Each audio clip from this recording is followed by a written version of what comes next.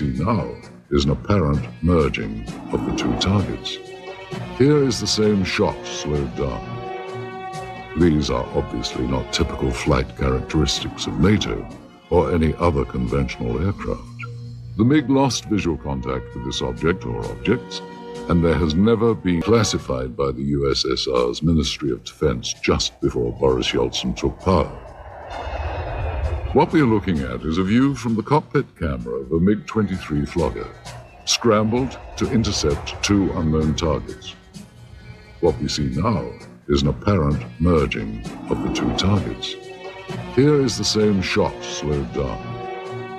These are obviously not typical flight characteristics of NATO or any other conventional aircraft. The MiG lost visual contact with this object or objects, and there has never been any official identification. By attending international conferences and exchanging information over the internet, researchers on both sides of the former Iron Curtain have been able to increase the global understanding of anomalous phenomena.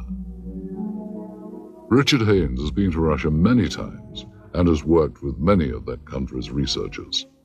Soon after the perestroika, the fall of communism, approximately 1990, I said to myself, I think this is the right time to initiate opening doors with the East, with people on the Eastern Bloc who are sitting on their own piles of data, but we don't know about it. Likewise, we're sitting on piles of data that they don't know about. And so I started corresponding with friends, and we formed this joint USA-CIS Aerial Phenomena Federation. And we're now serving a very positive role, which is information exchange. The next clip was shot from a MiG-25 Foxbat, and what we're about to see is actually an American F-16 Falcon about 200 meters away. What happens next is that a new object appears from behind the clouds. It was not identified. The new object suddenly descends and disappears into the clouds.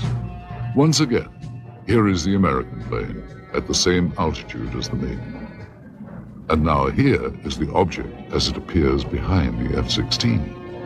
And here it emerges from behind the F-16, then goes down and enters the cloud bank.